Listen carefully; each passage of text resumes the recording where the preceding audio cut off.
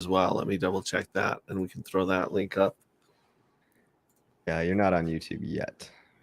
Just checked your page. There we go. Now we're live on YouTube. Boom. Okay, right. cool. So I'm going to share the link on Twitter. And then we've also got the link live. I'll put the link in the chat as well. So if you guys want to join, you can just jump in the green room and hang out. I've got a couple other people said they're on their way. Yeah. Other than that, how's your Hot Hex Summer Anthem going, Crypto Coffee? Oh, it's nice and steamy over here. It is hot and it's a hot, wet American summer. You know what I mean? Yeah. No, it kind of sucks, just seeing the price down. But I'm so good at ignoring it at this point that I've really been having a great time. I mean, Chicago summers are literally the best time in the world, and so I'm not going to let a little 90% dip ruin that for me. Just a tiny little 90% dip. It's nothing. Well, I mean, I don't know. How long have you been in crypto for? Like 2015, class of 2015. So I've lost money in pretty much every way you can imagine. 2015. You've had a few stabs and slices. You probably even had some ICOs that didn't even launch, I'm guessing. I don't like to talk about it, but oh yeah, I mean Stratus, Tezos, Factum, anything with a white paper and a dream, basically. Do you remember hearing about ONG Social back in the day? No.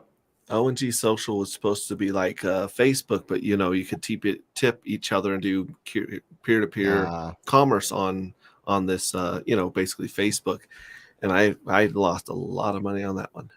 Like a lot of money on that one. I've heard the Facebook killer before. I've seen a few of those come and go. Well, I mean, EOS, that was the reason that I ditched EOS back in the day. We rode that thing. They had like $1 billion of financing from Block One, and we were all super excited. Thought that Dan Larimer was gonna pull off something awesome.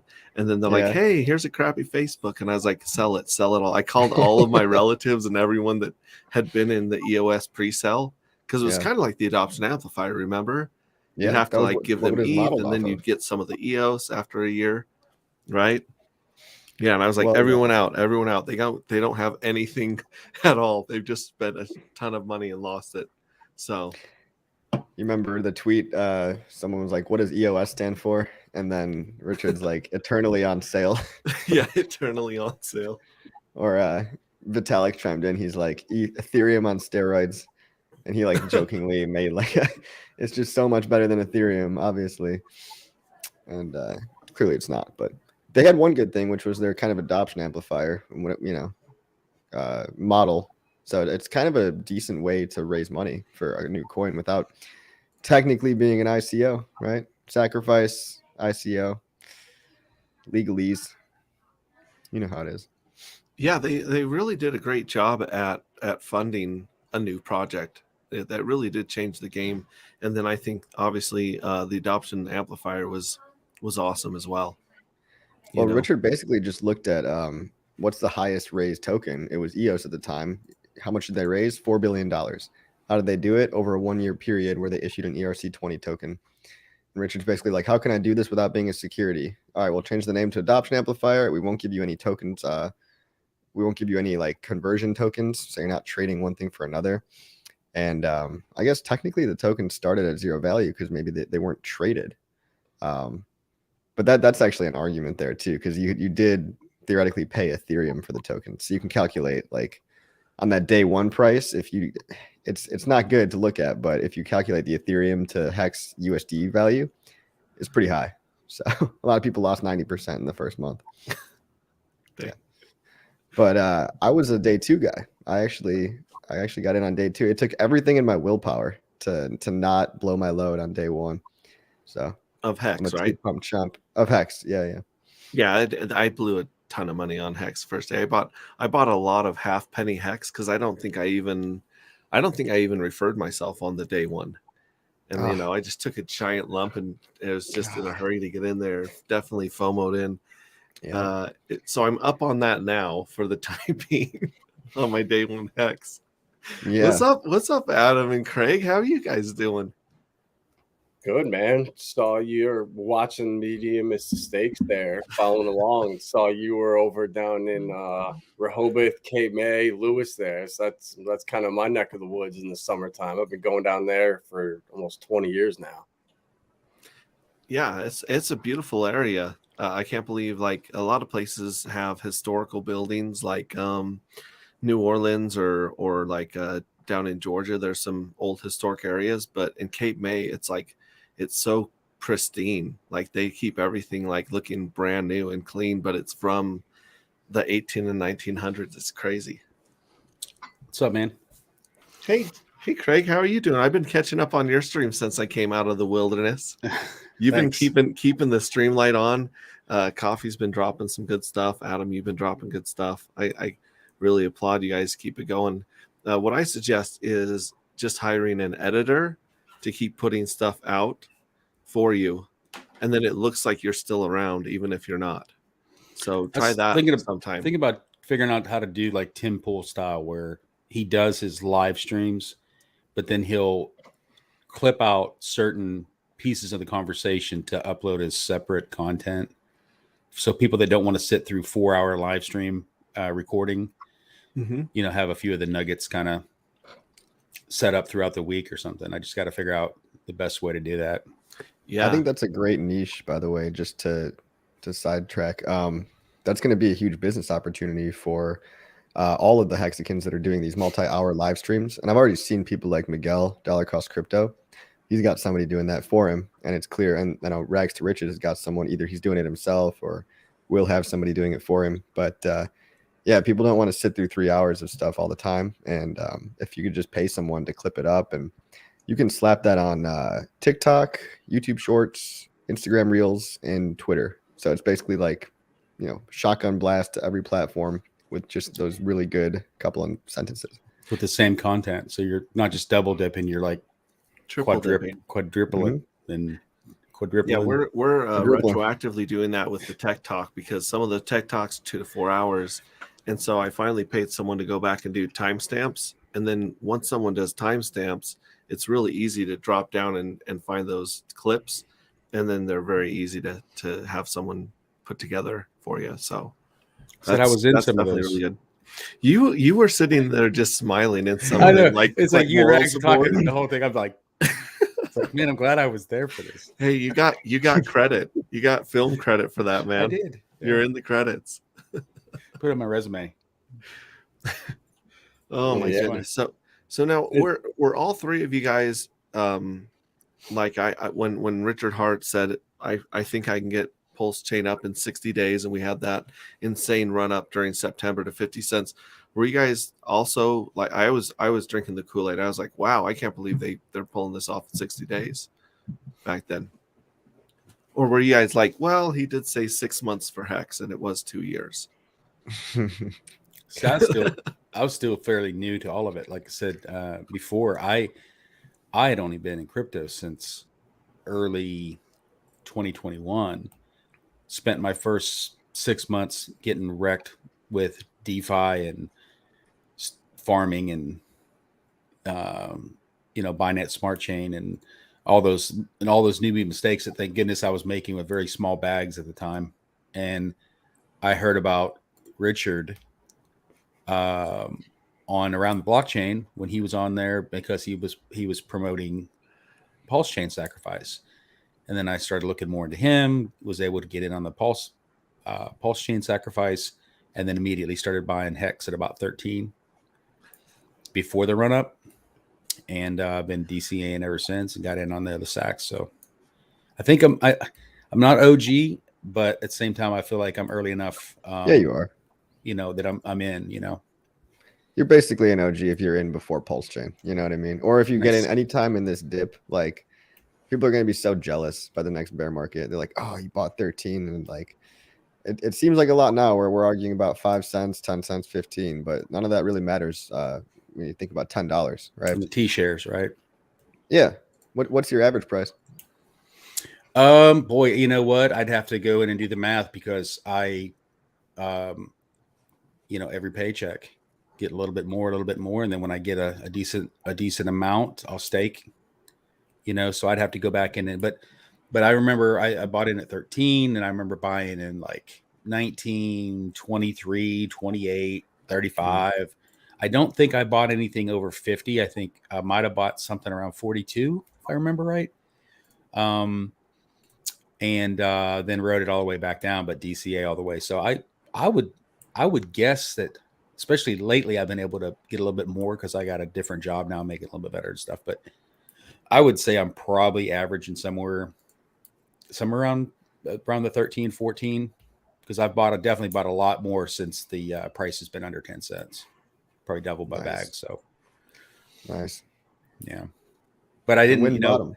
Write it all down. I didn't, it's not like every time I bought some, I wrote down how much I got and at what cost. I was just happy to be getting more. Yeah. Never sold. That's kind of how I roll too. I don't ever log any of my transactions or anything. That's my CPA's job. I'm not like that organized. But yeah, man, when's the bottom, guys? I'm tired of this bear market. Somebody give me some copium. I think 1 cent is pretty low, right? I mean, think about 1 cent from where we've been. That's a pretty hard rubber band to snap and stay under, in my opinion. I'd love to meet some of the guys that are selling at 4 cents and just get in their brain and ask them what they're doing. Like every time we get a little bit of a mini pump, these guys are dumping off like tons. It's just like, I don't know. Maybe they think they're smarter than the market. Maybe they think they're going to catch that 1 cent, but those wicks are so short and fast. Like even if you have an order in, it may not get filled because of the spread, right? And then if you're really fast and you pay a ton in fees, you can catch some of those prices. But I've been at the top of some of these wicks and the bottom of these wicks, and they don't stick around and they don't always work. And your the price you're pushing against yourself is seriously like you'll get not a good price at all, no matter what the chart says on some of these when people pile in there with their orders. I don't know. What do you guys think? I agree with you. Everything. I mean, there's two different categories for me. It's everyone that got in when we originally did around early 2020, sub a penny, that's 0.7 of a penny zone. And then everyone else that got in around the pulse chain sacrifice. So those people, it's hard. It's tough that are riding it down from a quarter to a penny, 2 cents. But again, everyone's staked, and I tell everyone just give it 2 years. Once you're staked for 2 years, you'll start to see the power of Hex with the interest it accrues, the T-share rate going up. It just changes your mindset of everything into crypto. So for new people, I get everybody into Hex because it gets them in a hodler's mindset. They're not looking for, what's this next meme coin I can double up on, yada, yada, yada. Anyone with that mindset, you're going to get wrecked. And just using Hex as a grounding point kind of in a hodler's mindset, it really helps. But I think until Bitcoin bottoms out, I think Tether's going to implode. To be honest, it really seems like they want USDC being the stable coin. So until that happens, I think we're going to keep going down. So this might, go on until the end of summer into fall, honestly. A bit of a bear market, but could be wrong. Probably that's my time frame too. I mean, that's what I'm hoping for, right? But the markets have a way of not giving me what you want.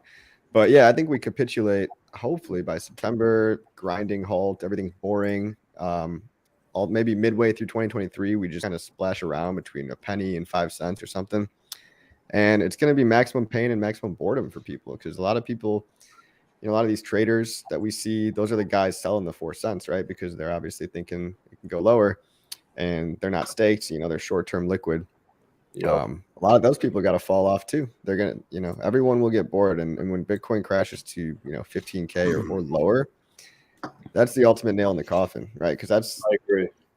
Bitcoiners have never. We already broke the narrative by going lower than 20K. So Bitcoiners always had this narrative of well, it could never go lower than the previous cycle all-time high. Like that's just impossible. And then Bitcoin just said, nope, fuck you. We're going to 18K.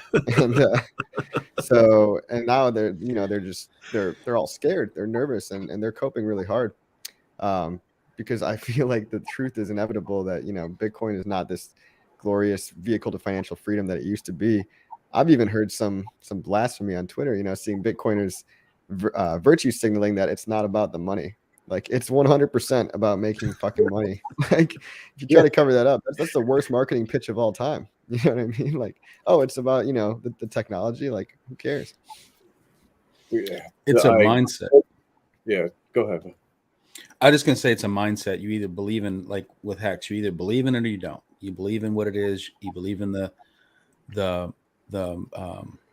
game theory, if that's what you want to call it, the code, what it's designed to do. If you truly believe in it, instead of worrying about what's going on, because it's not just Hex, it's crypto in general, it's stocks, it's inflation, it's the whole economy, everything.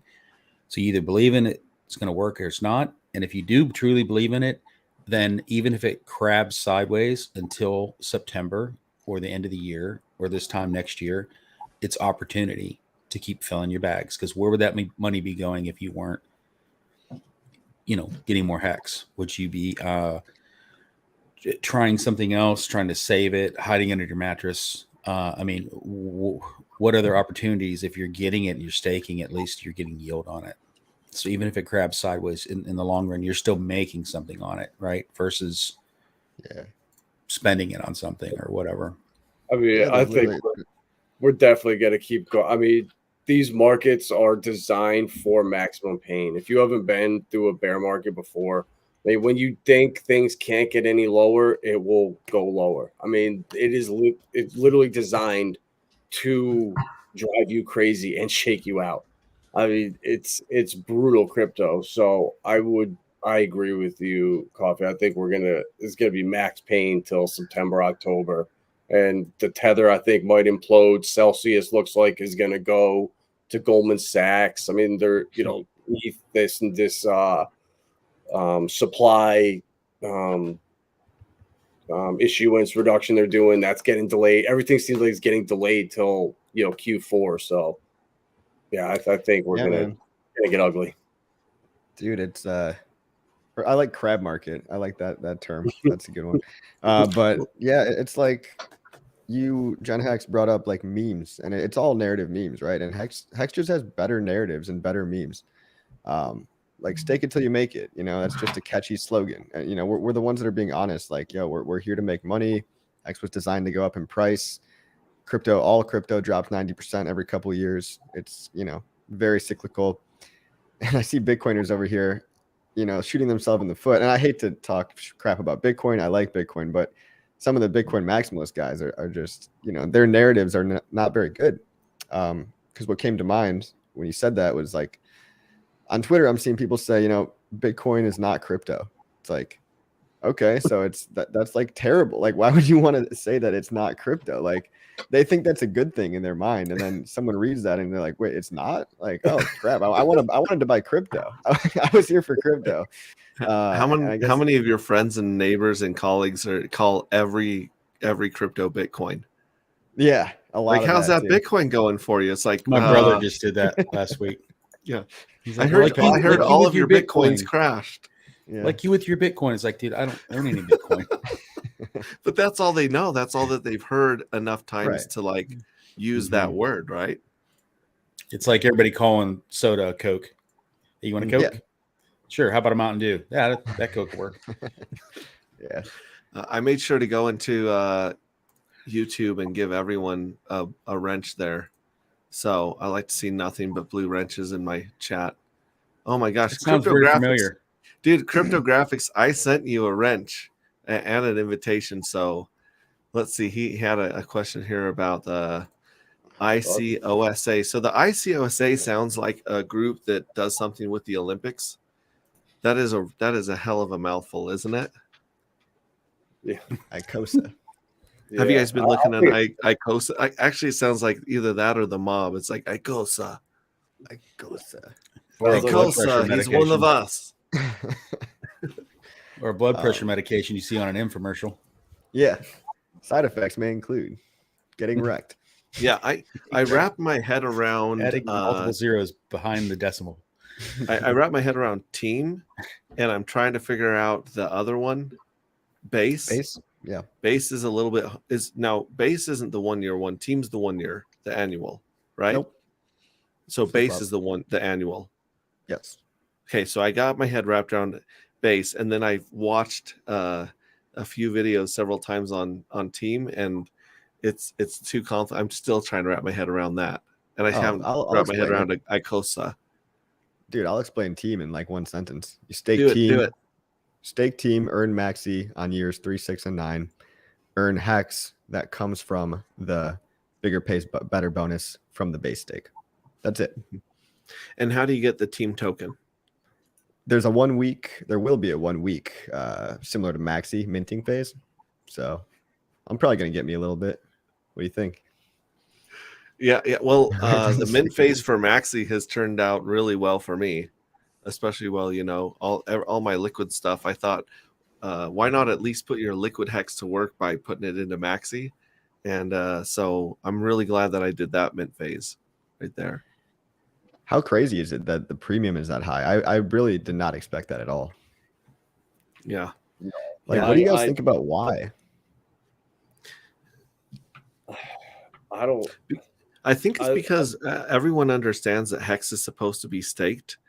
And so Maxi represents a staked hex, but it's liquid. So it's kind of like it's the Hannah Montana of the Richard Hart ecosystem. It's the best of both worlds, right?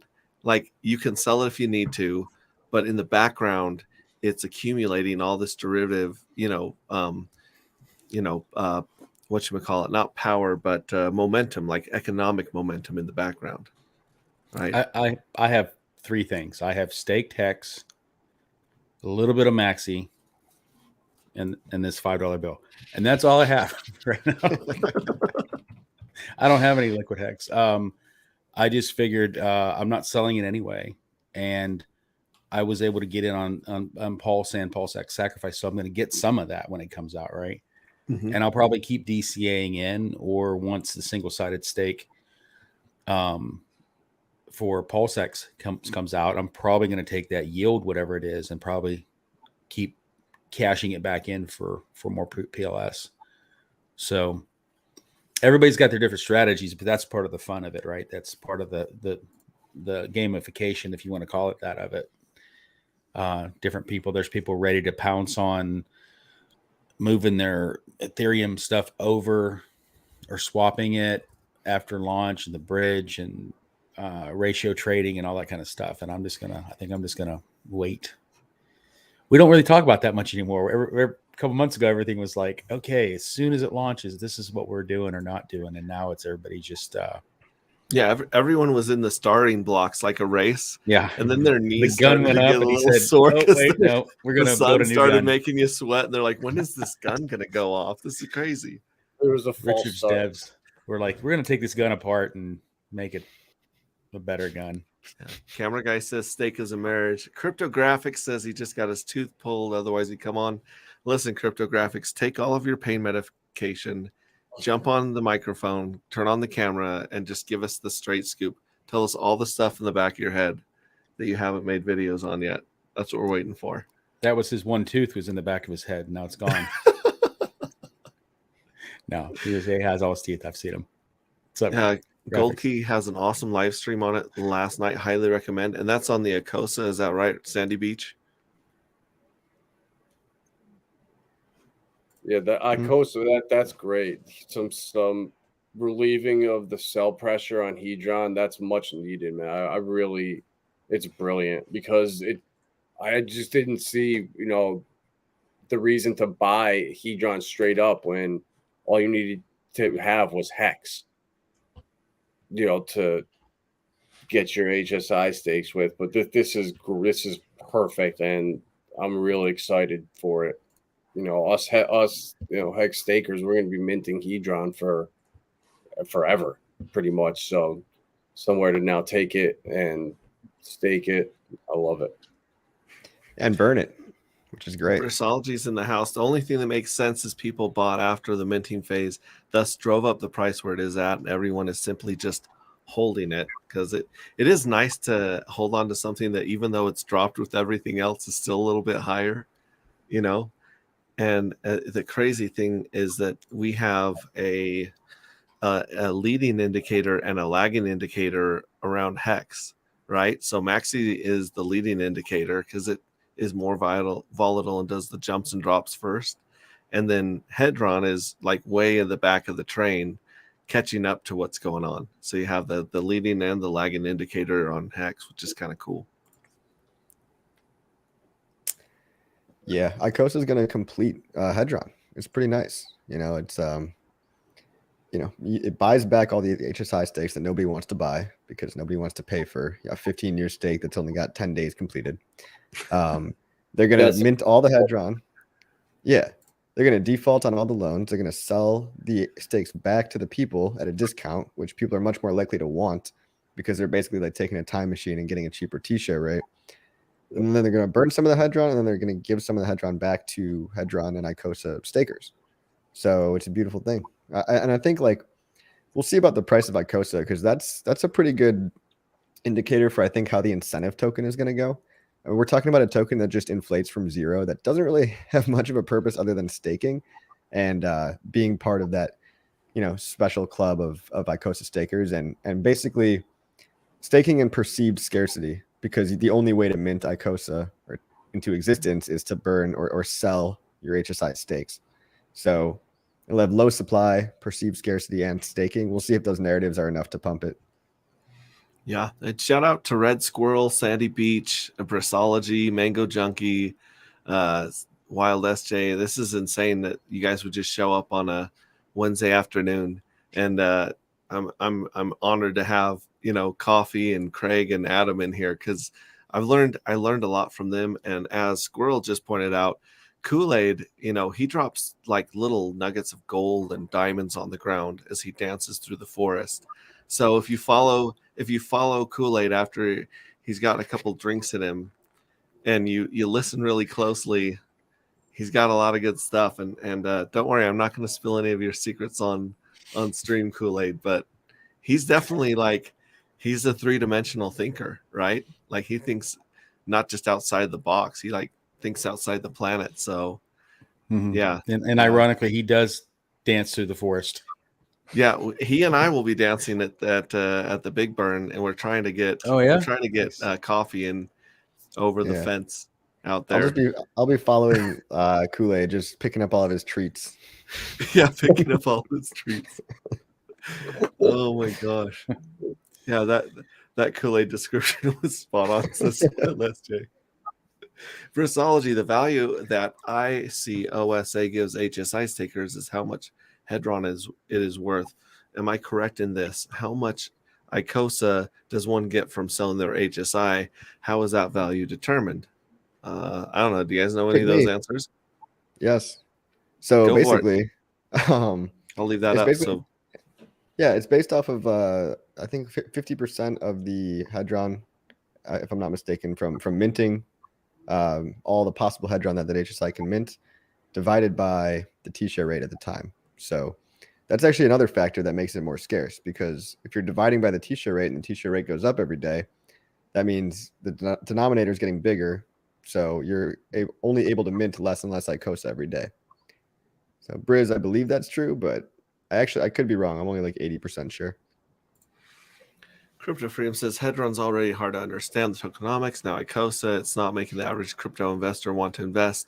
And I think that's okay. I think there's so much slack in this market of ours. When everyone sells, they all sell. When everyone tries to front run everyone to buy, that's why you have these surges, these crazy pumps in crypto. And I think when an awesome community like ours comes along and starts to tighten up and pull up all the slack in these areas and give things real honest value and actually, turns it into more of a truth engine that's usable, I to me, it makes me more excited, the more crazy, especially if I can't understand it.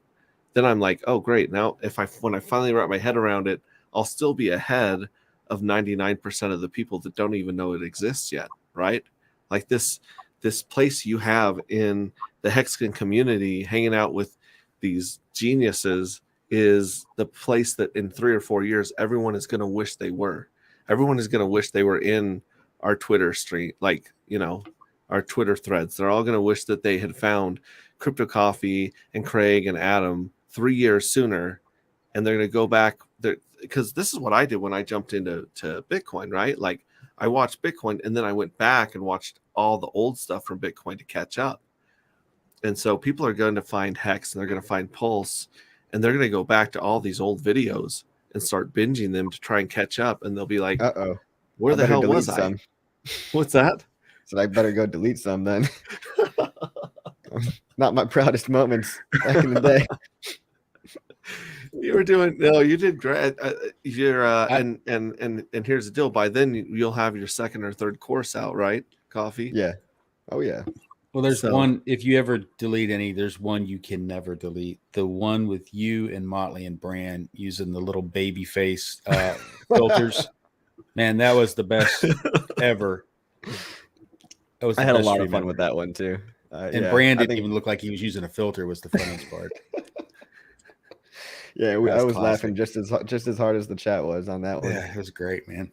Yeah. Side Effects is in the house. I had no idea how to say his name until I heard Rag say it. And I was like, oh yeah, Side Effects. That makes sense. Yeah. Motley's out getting his vitamin D and joining us. That's awesome. And Finbear, you feel free to jump on if, I don't know what time it is where you're at, or what season it is where you're at, but grab that link and say hi. And people are saying they absolutely love that stream with the baby faces. Yeah. Legendary. DJ Cryptomatic has a copy of all your early stuff. He's just gonna blackmail you in the future. Oh yeah, I'm gonna get canceled one day. Just you wait. Yeah, Senator Coffee. Is it true that we have a Senator Coffee? Yeah, when I'm Senator of Hexico. Yeah, we got Hex Deck chilling in Montana. How many projects are just coming out right now? Before it was like, I can't keep up on how many new people are streaming, how many new Hex streamers there are. Now it's like I can't keep up on how many new projects are coming out.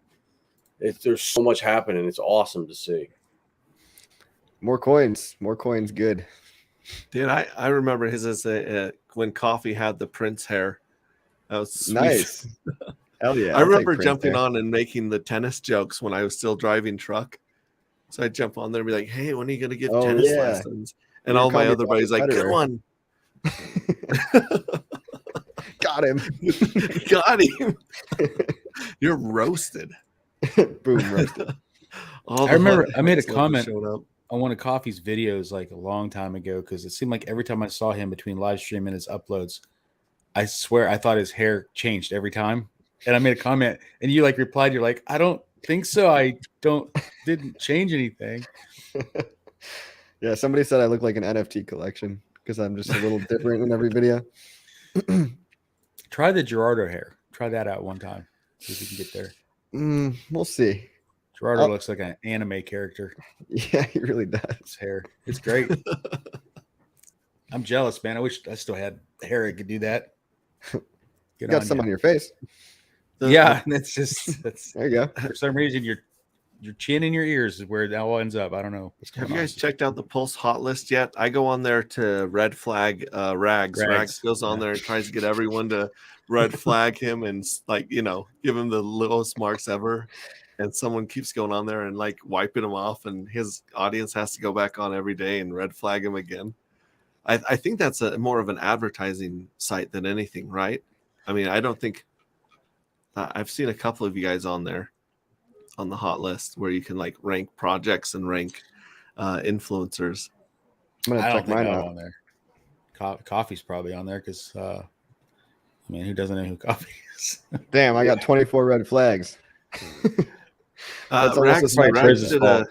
both Rags and someone Damn. else did a stream with the Pulse Hot List people and broke it down. I think it was Corey.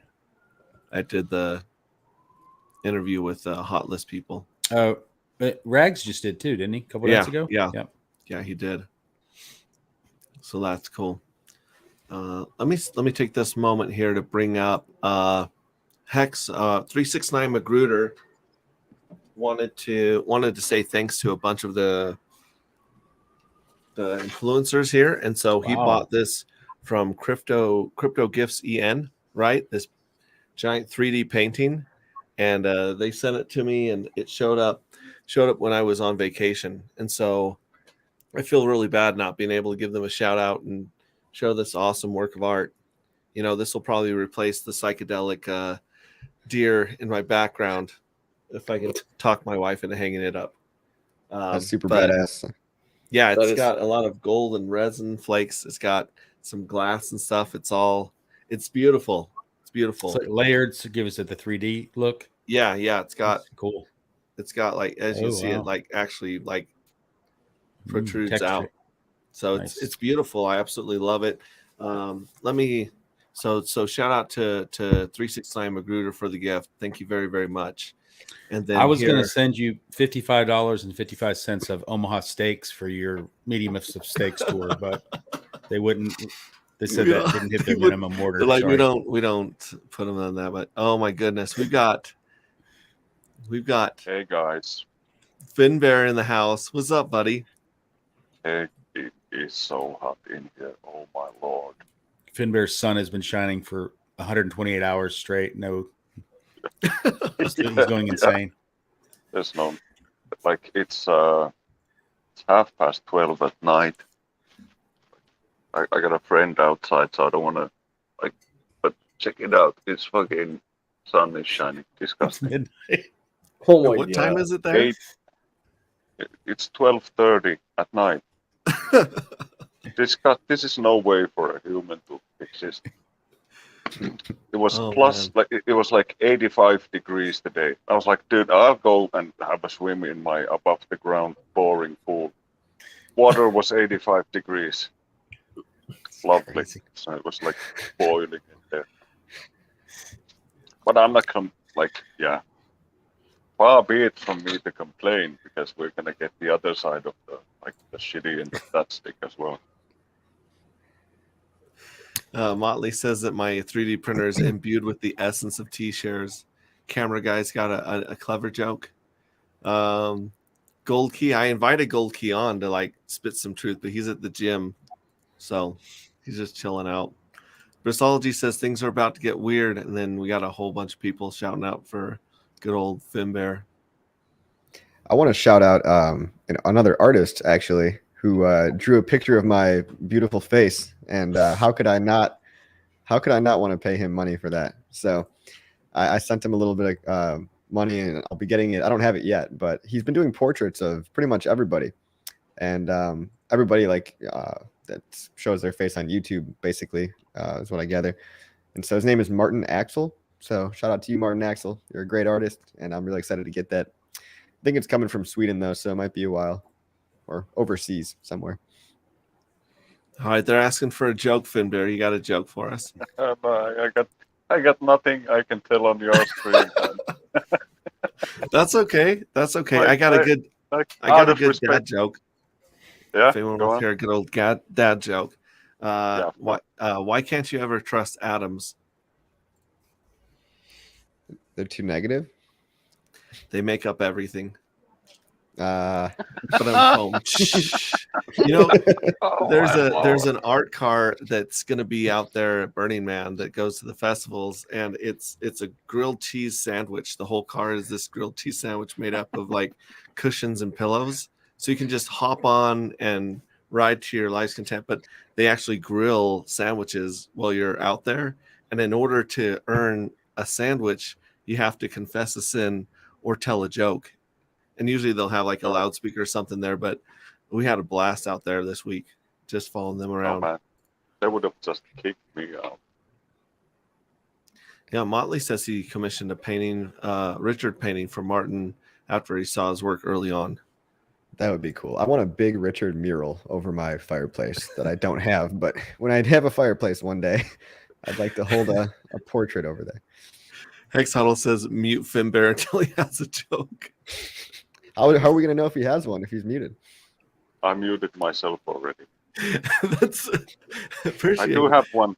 I do have one about but I don't know. I think everybody's heard it. Yeah. Okay, fine. So like there was a dentist who was working late at his office, had the window open, and a moth flies into his office and sits on the table. The dentist is, quite surprised. Like you don't often see a moth like sit down on the table like that.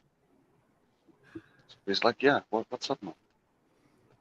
Moth is like, well, now that you mentioned it, I've been pretty depressed. Like, I think my wife hates me. I think my kids have like this resentment, anger towards me. Like, I think they speak about me when I've left the room. I'm getting these feelings. Like, sometimes it feels like life is just like postponing my suicide. I'm like, horrible. Dentist sounds really serious, man. We thought about getting some help. Like, this is a dentist. Like, why did you come here? Well, your light was on. But all of you understand that everyone in my audience has like an attention span of 2.5 seconds, right? I know, and I in particular, I love the punchline, which is a it is, appreciate it.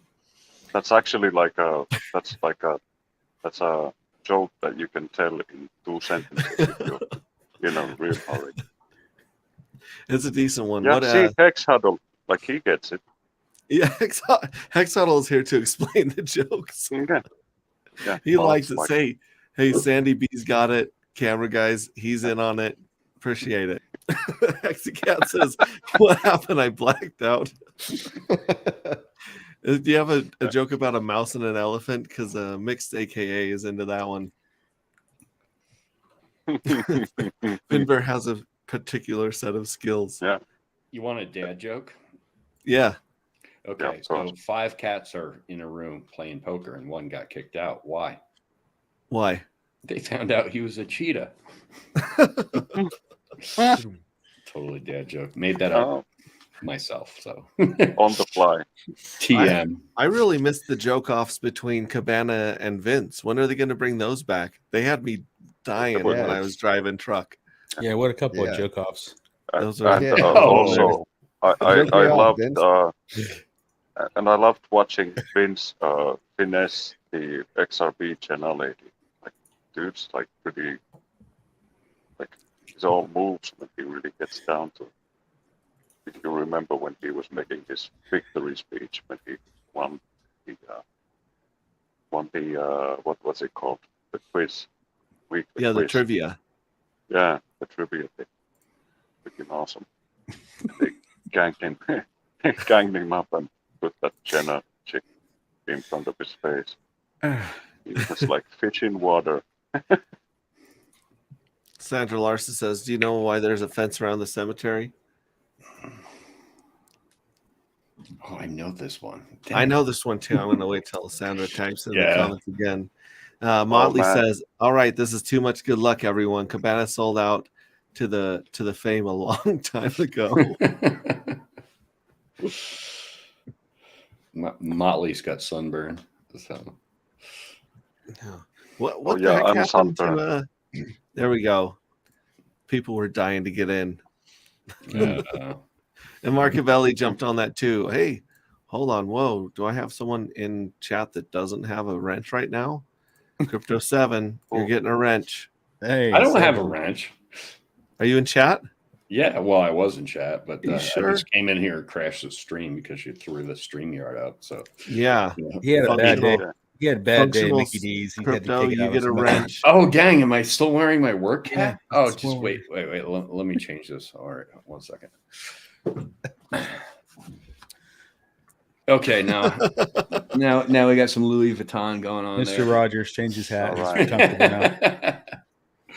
Oh, I love that hat. I bought that for a friend of mine who is a Bitcoin maximalist and has not listened about Hex for 2.5 years.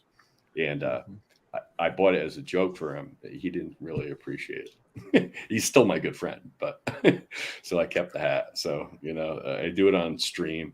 It's just the fact, the whole crypto bros joke, now hiring. Yeah. It's a tough market out there.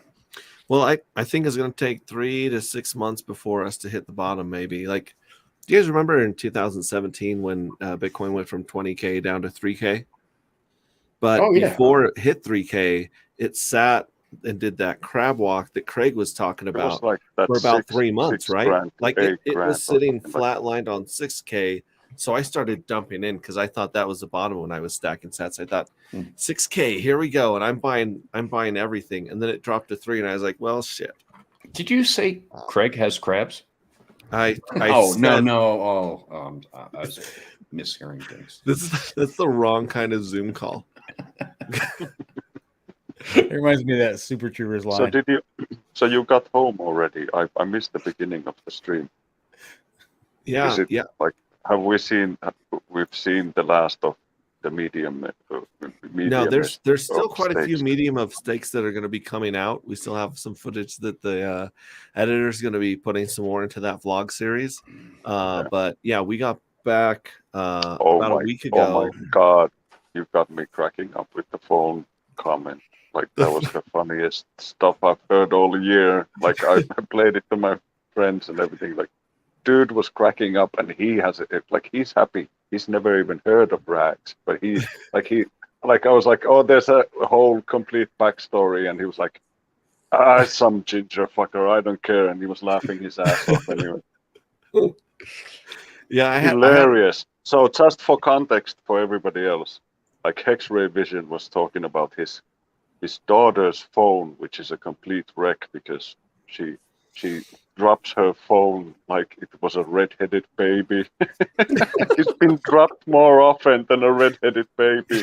I was like, oh my Lord, I didn't know. Funny. I actually don't know what's in them until I watch them, because half the time I don't screen them. I just try to make sure they don't have a bunch of copyright stuff in them. And so I was watching that. My wife's like, did you just say that the phone was dropped more than a red-headed baby? And I was like, I can only pray that Rags sees that part right there. I clipped it and I sent it to her. He's seen it. I sent it in his chat. That's how you treat a red-headed baby. Like, if Rags would have been treated right, none of us would have to suffer through his shit. He'd be in an institution somewhere. Shout out to Monica and Completion Fails. Good to see you guys. Did Crazy Running Man go by Rags' house while you were there by chance? Yeah, I love that clip. The cool thing was like we have one stream on my channel where we're just chilling, and it's actually a pretty long stream, but it's really good because when you're sitting in the same room as somebody else, you hear so much of their inflection and their questions, and you can kind of think ahead. Where here, what we're doing has like that slight electronic delay, right? Where it's not as organic. So I completely understand why Joe Rogan has people in the audio in his studio as much as possible. And I also understand why he puts them on 2 different cameras, because the second that Rags and I sat on the same couch wearing matching t-shirts, it was 57 minutes of just roasting us. Gay jokes. It was 57 minutes of straight gay jokes. And I was laughing too hard to even like comment or reply. I was just dying the whole time. It was hilarious.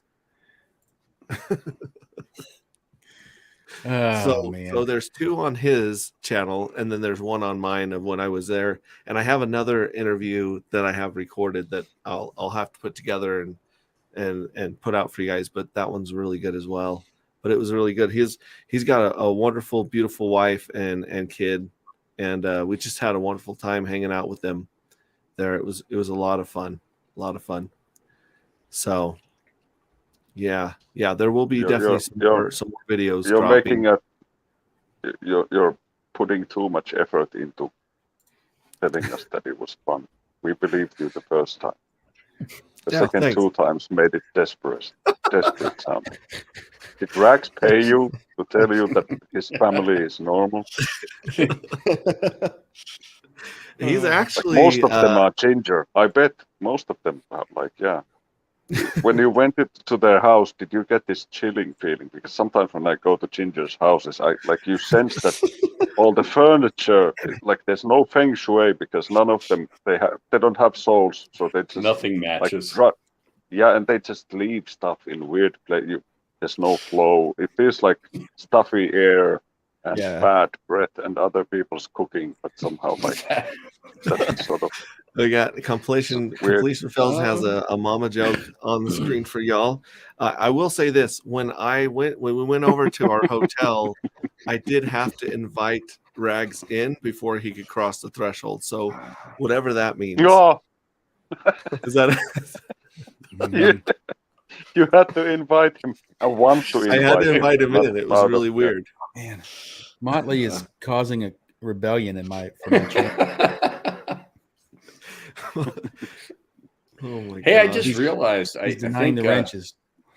Besides X-Ray Vision and Crypto Coffee, this is the first time I've ever streamed with you guys, I do believe. Yeah. I think I streamed with you on Craig's channel once. Yeah, no, I think we did. Yeah, and I try to avoid that channel, but hey, Craig, you're here, But he's really good at sending those Telegram invites where you don't actually know the guy who's inviting you before you're on the stream, and then you're freaking Hollywood Squares type of thing going on. Craig changed the time of the stream just so I couldn't be there. So I mean, I called his manager at McDonald's and asked, he did. Like, what is the schedule? And then we scheduled the channel around it. Well, guess what? Has he finished cooking the apple pies? Chillum Defoe sent me a private DM and said, Scott, I get $100, like bump, for referring somebody. So probably gonna have to go to Wendy's next.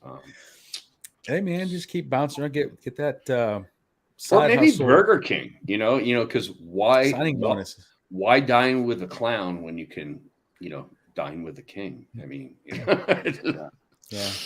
Why get diarrhea from a clown when you can get diarrhea from a king? No, that's Taco Bell, bro. Kind of run from your order. I mean, Jesus.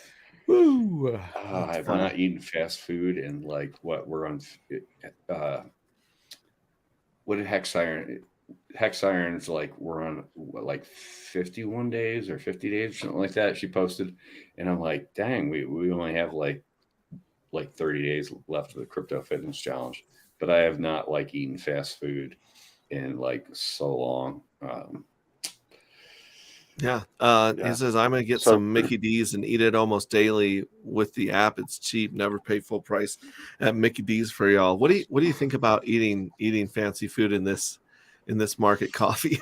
What were you eating before we in the green room?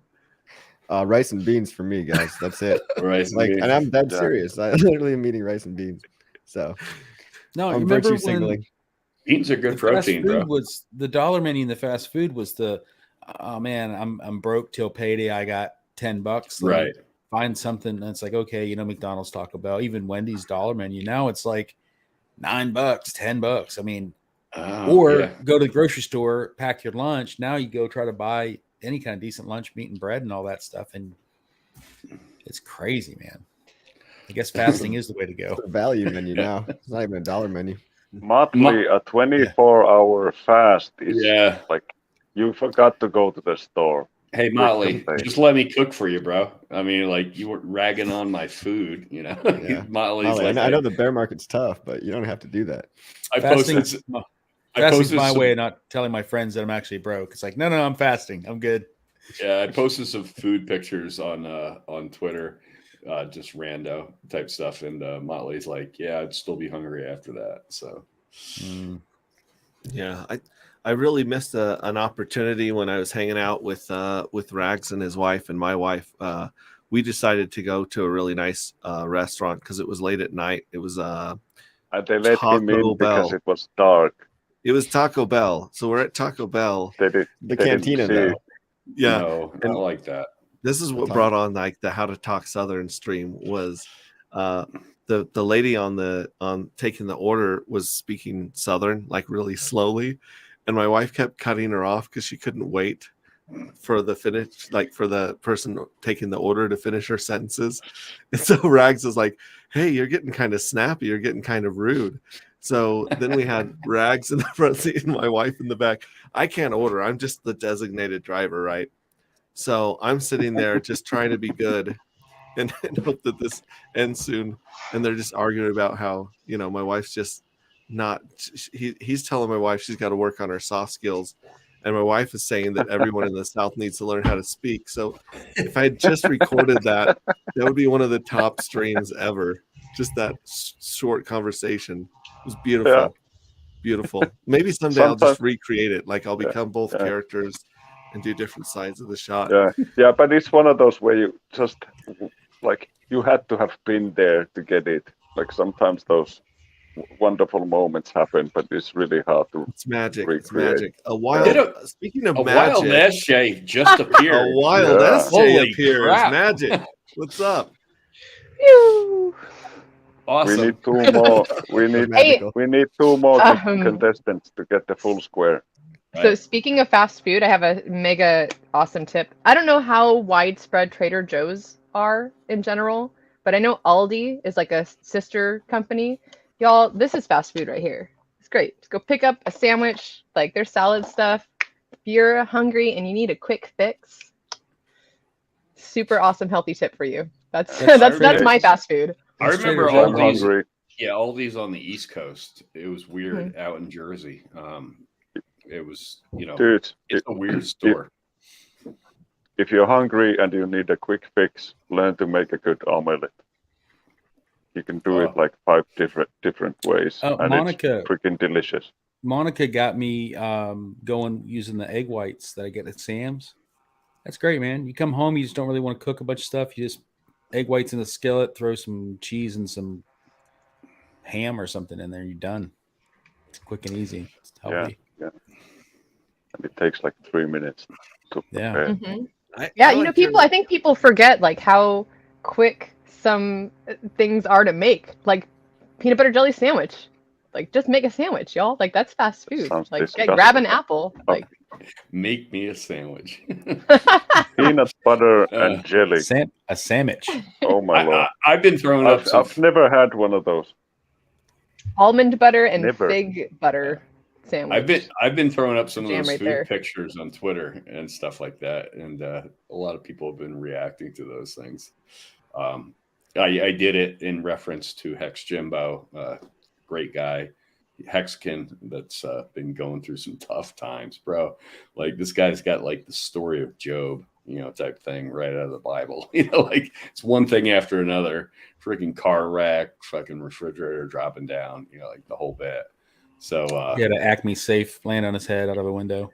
Oh no! Well, stepped on a rake, cut off half of his cock. Bally and I were out there. Bally and I were out there back in May. I mean, the guy's food is incredible. I mean, and I know food, so like, I'm like, when I say it's incredible, I'm like not literally bragging like, oh, I had a great meal type thing. Like, he really does good, honest, like solid stuff. And that's 20 years from a retired chef. So like, I was very impressed. That was the guy that fed you and Bran, you said? Yeah. Well, yeah, we went out there. I literally told the guy back in, I think it was December, November. I'm like, and he was talking about developing his food cart. You know, I saw it on Twitter, that type of thing. And we have the chef connection, that type of thing. And so I said, I will come out, you know, like in the spring or the summer. And so, you know, I'm like, I'll fly out, you know, and just, you know, come eat your food.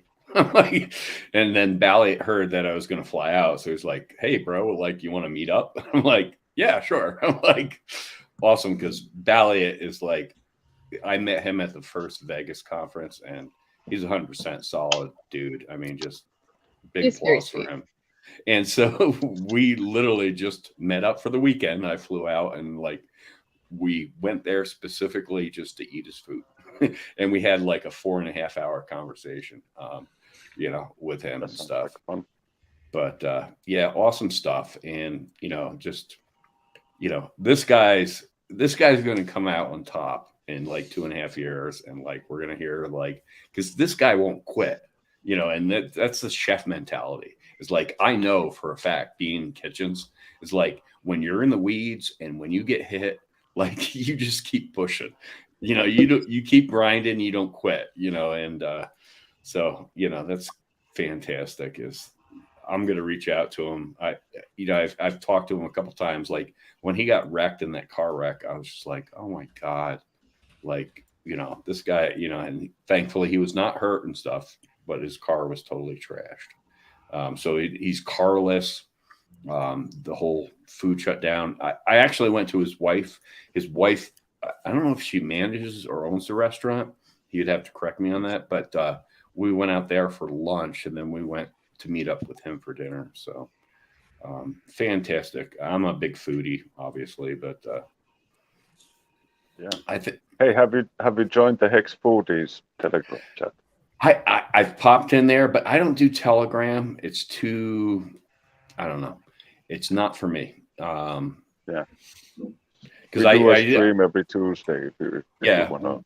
Wild SJ, you were the one that recommended the Hex Foodies to me, and I popped in there and stuff, and like I know you're about permaculture and stuff like that. Mm-hmm. I have some stuff that I'm doing on my property, but I just haven't really connected. But I just don't do Telegram. That's one of my things. It's like I don't know, probably because I'm old. Okay. It's too fast. Hex Foodies this week at the festival because all those hippies are into permaculture and eco villages and stuff. So I just ran around saying, "Hey, check out Hex Foodies, Hex Foodies." I didn't say anything about it. I'll give you a pump every day. I'll like throw it out. It's actually a good thing. The more different genre hobbies, different stuff that's out there that has Hex tied to it. Yeah. So people might discover it just because it's in the foodies category, but then absorb the fact that the Hex is attached to it, right? Yeah, because I mean, Hex is the like back engine catalyst type thing.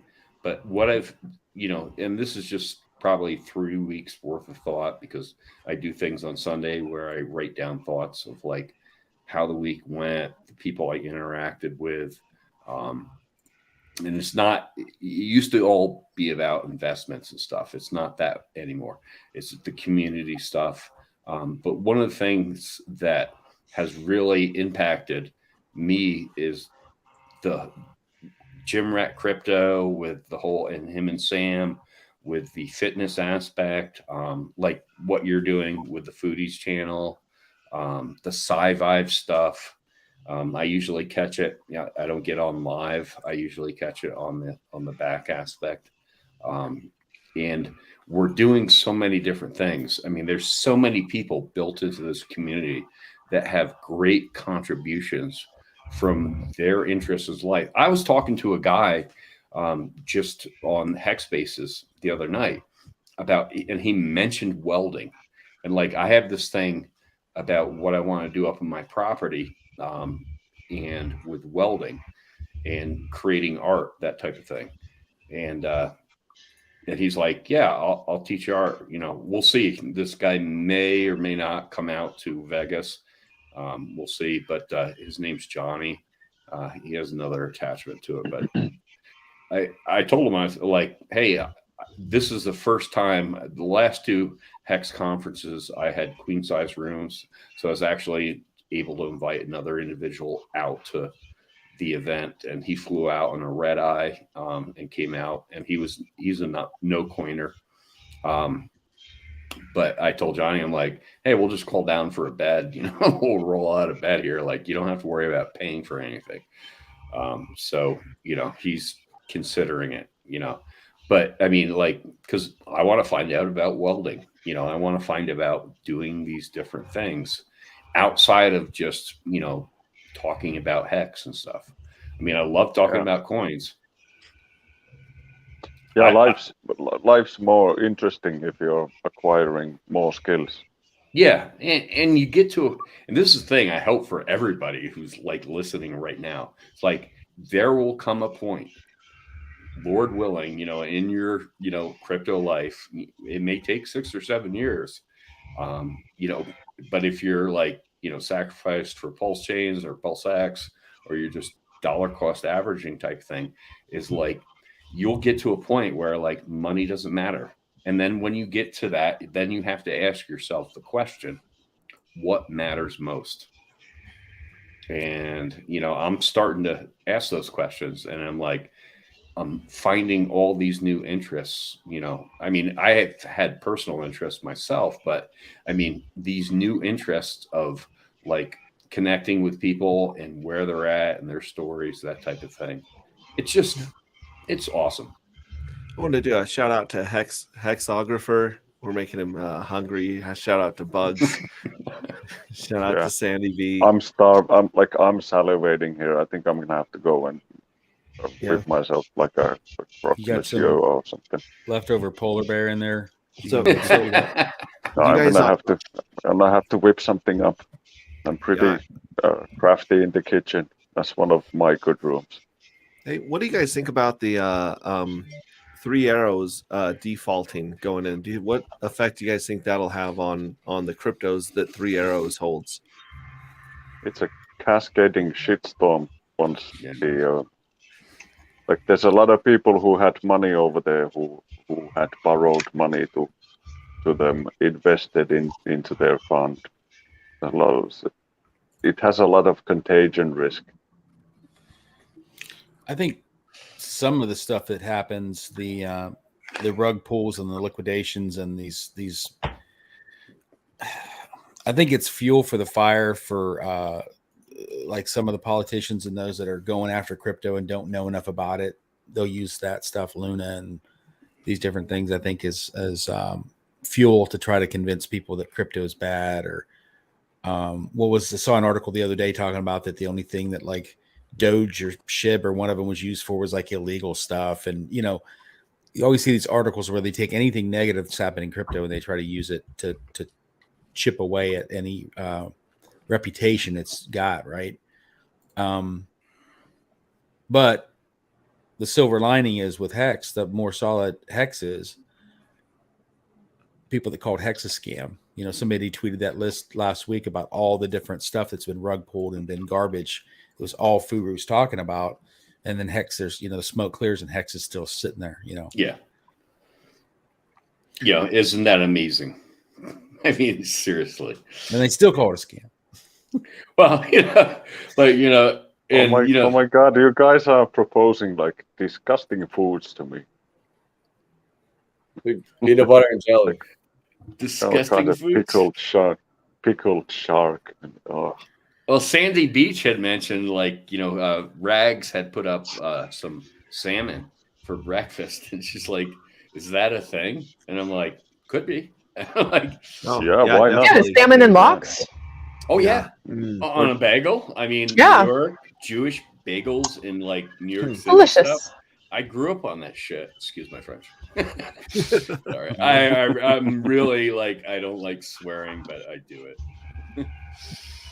Or if you just get smoked sockeye salmon, that's a really good breakfast with no carbs. Get you those omega-3s, get you going for the day. I got some red sockeye, the frozen fillets at Sam's, and those are great, man. I just take 1 or 2 out of the freezer. I throw them in I do like a big bowl in the sink with hot water in it. Throw them in there. Go back like 20 minutes later. Take them out of there. Throw them in the grill with like some butter and salt and pepper, and just fry up a couple pieces of salmon for supper. We're here for you to get you through this bear market. We're gonna just make sure that you're nourished with salmon. Yeah. Make sure you stay hydrated. Y'all drink that water. Starving. Brought to you by salmon. I just realized I haven't eaten almost anything. I'm gonna have to get out and get something to eat. I'm getting hangry just listening to you guys. All right, I've got someone in the green room here that's ready to replace you. He had a really good stream earlier. Obviously, AJ SJ I will had a not great be replaced. I believe he's huffing the paint from his backdrop. Just brag them in here. Oh shit! Speaking of redheaded, That's it. I'm out of here. Dropping of redheaded children. Salmon colored Don't hair. like. That's it. Don't Goodbye. subscribe. Don't listen. Bye, Jameer. Bon appetit. Bon appetit. Hey, man. Bro, I love Love your you, Rags. setup on the porch. I really do. That's Yeah, play. that That compass looks is awesome. lovely. Yeah. I think the chessboard needs to be added though. Yeah, but I don't have any good Yeah. competition here, man. I need some good competition. Oh, you want competition, do you? So Hex Coffee, Sticks, what's up, dude? it going on, was Rags? really nice meeting See you. ya. Very nice. Get Yeah. the hell out of here, dude. One quick question is, Don't camera put guy my was friend asking- out. I've got a new friend now. Ginger asshole. camera guy's asking Trying to if barge you in. eat Karjala Don't get too close. Kaka. Karjalan piirakka. That's exactly That's what I a just said. Karelian. Oh, that's Karelian. What? It's like this pastry, like a pie. It has a rye Ooh. crust and a rice filling. It's Kaka? You lovely. had me at pie. Karjalan piirakka. If we come to It's like visit a you, are you Karelian promising to cook pastry. for us, Finbear? If we come out there and visit Oh you? yeah, I'll make like pizzas for everybody. Karelian pies. Like we get to be killed by the Russians all you want. Like you guys are gonna lose us to the Russians in like 6 months or less. It's gonna be awesome. Didn't you guys I'm, join I'm, NATO? I'm gonna be elsewhere. Yeah. I'm Yeah. gonna be elsewhere watching the shit burn. Well, thank you for coming, stopping by, Finbear. Work on some jokes. For No Apparently promises, people man. like the jokes. Hmm. And thanks again for coming on. Yeah, thanks for having me, man. Rags, you're here as well. Later. I Hey, hate later, you. Bye. Finbear. Yeah. I hate you, bud. Speaking of ribeye, I had a delicious ribeye cooked to me by a perfect redhead gentleman while I was visiting the East Coast. It was really good. I need to say thanks for that, Rags. Well, fed it me was a one of nice those steak things where breakfast. I was eating one and I offered it to you, but I just did that out of cordiality and I didn't expect you to accept. So I was pissed when I had to cook it for you. You're like, I'm down a ribeye now. Yeah, I was pissed, man. Hey, did you cook the cow heart? Did you make I that did cow cook heart stew? How was Yeah, I it? did. It was an interesting experience. I once ate tripe in Sicily, and the texture was that of tripe. Yeah, it's. I I, like- think I love it's like cow kind of crunchy. Hey, Rags. It's almost wanna no hear fat. It's the like all weirdest thing muscle I ever stuff. cooked for Yeah. people. Say again? I cook. You want to hear the weirdest thing I've cooked for people? And I did Yeah. this. This is fine dining. Okay, we cooked cow's udder. Okay, Cow's So udder. we- yeah, we poached it in like juniper berries and a milk bath for a long slow, and like we did it part of a 9-course wine tasting dinner. And Did you get the and- bag or did you get the teat or both? no, we got the bag. got the and bag. then after you poach it, you fry it off. Okay. And so, like, we literally served this out on a 9-course wine tasting dinner because we did the wine gallery would have an event every month at the food I'm studio still here, by the where way. I worked at in Montana. And the gentleman from the wine gallery came back. He's like, I can't believe you made me eat like cow's udder. How bad was it though when you realized they didn't have a cow, they had a bull, and the bull was really mad? Yeah, right. No, it was delicious though. I mean, I ate some myself. Okay. But I, you know, my background role in chefing and stuff like that, I was like what they call a shadow chef. So I was very introverted individual. Hex actually has changed that in my life. I'm here live with you guys, but so like I never wanted to be up front. I always wanted to be back in the kitchen and that type of thing. And so like I would, as working for the gentleman Daniel that I worked for, awesome guy here in Bozeman, Montana, food and wine circuit chef, and so he would allow us, like when we were doing like these 9 courses, to be able to put our signature on like one course, that type of thing. And so like I would do stupid shit, you know, joking in the background. So like I literally did like this one dish. My favorite dish was called duck goose. So it was duck 2 ways with gooseberry syrup, you know, and like these people, you know, so it's presented to these people, you know, very high, you know, and individuals and stuff. And they were like, oh, you know, applause. Like, this is so delicious. Like, this is awesome. I'm like, I'm literally doing story rhymes and like storytelling stuff. It was funny as hell. I did one fish, two fish, red fish, blue fish, that one, the Dr. Seuss stuff. And I would sit back in the kitchen and laugh my ass off. Camera guy says utterly fantastic, and Motley says, "How was the presentation to that meal?" Oh, it was awesome. I mean, it has to look perfect when it goes out. Is there a brass pole? Slide down the brass pole with it. No, it really. I mean, obviously the food has to be good. It has to be like on point, that type of thing. But for me personally, like, because I'm a jokester, right? You know, so I'm just laughing my butt off. Like, yeah, duck, duck, goose. Enjoy. Bro, I don't know how you survive those Twitter spaces every night, man. I don't know either, you know. I got to give a huge shout out to Ryan Hungate. He's got a super chat. It says, cow udders.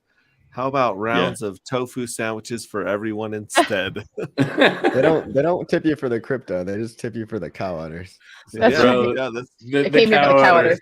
This whole time. I should have been talking about cow udders months ago. Now, Rags, you had a really good. Speaking of your stream earlier, here's Crypto Heartbeat hanging out. You guys had a really interesting stream earlier that I'd recommend people go back and check out, about a project you guys have coming out soon. What can you tell us about what you guys have been cooking in the kitchen so far? I don't think you should. I don't think you should become a part of our project. That's He's like Kinetics. He won't talk about it. Here's what we can say. We've been working pretty hard. Matt's been working hard for about 18 months. I've been working with him for probably about 8 months now, 6 to 8 months. And we've been working on a project that our primary goal is to bring massive amounts of adoption to Pulse Chain and create an actual utility of pushing back against what's happening in the world right now. A lot of people are really upset and frustrated about it. So we're kind of putting our money where our mouth is, and we're going to try to set something up here. Cool. And he was talking that this is a something that has to do with freedom, and it's not necessarily political, but it has something to do with politics. Yeah. So in my mind, and some people agree with me, some people don't agree with me, but we live in a world right now where when it comes to government, when it comes to financial things, we don't have as many alternatives as we would like. Specifically in the realm of politics and what's happening right now in the States, it's in the Western world in general. A lot of things have changed. And in my opinion, many things have changed for the worse. And I am doubting whether or not this is going to look too good for my kids or potentially my grandchildren. So the thing that I'm concerned about, the thing that Matt's concerned about, we found a way to be able to give people an alternative to what's happening in the world right now. And we've done this also in a way that's going to help us reach out and also utilize existing communities with and I'm not talking about crypto communities. I'm talking about no coiners and with massive amounts of membership. So what we're going to do is kind of wrap that all up, bundle it all up, and really have a message of hope. And that's the most important thing here.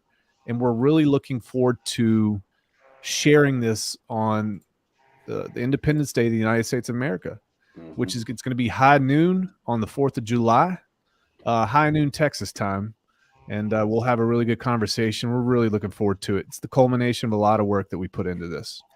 And there's a lot of no coiners or people that don't know the first thing about crypto that you guys think will be interested in this project. Is that right? That's what crypto is bringing up here. Heartbeat. Yeah. I think the panacea and the just the really the thing that everybody's searching for is how do we find a way to onboard massive amounts of people into cryptocurrency that aren't already there, right? So our idea is we reach out to people and organizations that already have existing large memberships and be able to help them out in a way that's also going to help us out and bring that adoption to Pulse Chain. And that is our 100% goal. And I think we found a really unique way to do this that I don't think has been done in the past, at least based on my knowledge and research. So instead of there's a few coins or tokens in the market that have built really powerful communities. I mean, the community behind Dogecoin was what really kept it going for all those years. And then you got ADA's got a pretty strong community. The Ripple Army is a pretty strong community. Yeah. And then you've got Hex, where we've seen not just a community get together and band behind a coin, but also work to create new side projects and uses and really help this token evolve. And so you guys saw that power of community, I'm guessing, and thought, well, why don't we find a community and add a coin, right? It's almost like it's like reverse engineering some of the beautiful things in Hex. Yeah, let's go out there and let's find a community that's not involved in cryptocurrency, and let's be able to have this repeatable, and let's provide. Now, Matt talks about this a lot. If you guys have been following him, think that there's a lot of people out there that talk about cryptocurrency, and stage one is I want to get rich. Some people want to get rich quick. Some people say, you know what, I can get rich over a long period of time. Well, that's phase one of cryptocurrency. Phase two is understanding what's happening in the world. Adam, you talk about this type of stuff all the time, man. Gen Hex 2, Crypto Coffee, everybody here. Phase two is understanding how crypto kind of plays into the world at large and kind of what's at stake. Okay. So what we want to do, which is the phase three part, is we want to find a way to be able to take existing communities that have existed before crypto did, take those existing communities and find a way to bring them on board and have it mutually beneficial. And I think that, again, we're going to go over the details of that. And I think we found a way to do this in a way that could really excite bag holders of Pulse Chain and certainly excite the folks that we are talking to right now. So it's very exciting. Awesome. And you guys have already had some code written. You guys have already done the auditing. Is that correct? Yes. Our biggest thing was to come out with this with all of the questions answered and the boxes checked. I think there's been a lot of instances where people are questioning the motives of the people who are creating these projects. And we just wanted to come out with everything finished before we opened our mouths about it. So that was the goal with this. And we wanted to be ready to take the heat from day one and make sure that everything's squared away as much as possible. I respect that. I'm glad you guys aren't doing a sacrifice with, just a website and the buttons that don't even work on the website, Yeah. Not trying to call anybody out, but yeah. Yeah, no, not calling anyone out, but there have been sacrifices for copy-paste projects. And I was like, oh, I might be able to copy and paste something. I don't know anything about coding. So it's interesting that you guys have an actual project. I'm excited to hear more. Can I go to is there a website or is it all TBD? Yeah, it's TBD. I'm just kind of doing this for Hexray because he paid me off to do it, but it's all good. We'll have all this information ready for everybody on the 4th of July. This will be shared amongst all of our channels, so you'll be able to kind of tune in and get us an idea of what's going on. And it's going to be great, guys. Super excited. Now I gotta go buy a 4th of July t-shirt. Dang. Say what? Now I gotta go buy a 4th of July t-shirt. Holy dang. Actually, I have one here, but you wouldn't want to see it. So no, yeah, there was a stream that you suggested I watch. Is it all right if I shout out that stream to the people if they want to hit? I think that would be important. Okay, you can shout that out and take a look and listen to that, and that might. I downloaded this before I went and danced in the desert. So one hot afternoon when I was just laying in my RV, with in the background, I was watching Crypto Heartbeat, and Dan Miller Is it Yes. Dan Miller? Yes. So if you guys look up Crypto Heartbeat's interview with Dan Miller, it kind of gives you an idea of some of the ideals behind this project and some of the community that they're helping out with the token. Yeah. Yeah, I mean, the reason why this works in my mind is because this type of thing I've always been very passionate about, and I'm happy to be able to have a platform now where I think I'm around a bunch of people that I think we're all like-minded when it comes to our understanding of the implications of our future and how traditional finance and all these things kind of work together. And I've not met anybody, any community. And certainly I was thankful for meeting Crypto Heartbeat after I'd been in for a while that just understands things to the scale that everybody here does. We're all really, really smart people here. And I'm happy to bring this type of adoption to Pulse Chain. I'm really stoked about it. Either the Mango Junkie or someone claiming to be the Mango Junkie says, I always knew eventually Rags and Heartbeat were targeting the Hex community. Do you want to address that? Are you guys here to take all of our Hex away from us? Targeting has a connotation to it a little bit. And that's okay. He can use the word targeting. I would prefer pumping Pulsican's bags. I'm not an Hex OG. I got into Hex in 2021, and I learned an enormous amount. What I'm trying to do right now is put my money where my mouth is. Okay, so I talk a lot on stream, and I want to be a part of this thing. I want to move it forward. I don't just like standing back in the sidelines. So that's what we're doing, and we're super excited about it. And I think that this is not going to be for everybody. So I'd encourage you, if you read into this and you don't like it, just stay away from it. I'll tell you that right now. If it's something that you like and you buy into and you feel good about it and it resonates with you, by all means, let's move forward. If not, that's okay too. But we will bring adoption to Pulse Chain, and that is our goal. Yeah, and I don't think targeting is a negative connotation by any respects, at least from my mindset, because like when you're targeting something, like, and maybe I'm coming from ex-military background, but like you're accomplishing a goal or a mission, so it's not like, you're going after somebody to kind of fleece the flock or grab. Oh no, I like this type of, this is good. So, we don't have context in chat sometimes. Yeah. So either way, however you took it, now you have the answer. That's just what it is. I'm stoked. Well, like, you try to build anything at all, and people are going to talk shit. So sure, and that's I'm happy you're trying to pump my bags, basically. Yeah, I always say that Hex has the best immune system in crypto, and it's when people are skeptical, and I cannot push back against that. I encourage that. It's because we hold it. Yeah, exactly. You watching my stream earlier. I talked about hugging and oxytocin and shit. Oh, yeah. We hold Hex, and it helps your immune system. Makes you feel holding. Right. But you're welcome. Yeah, no, that's awesome.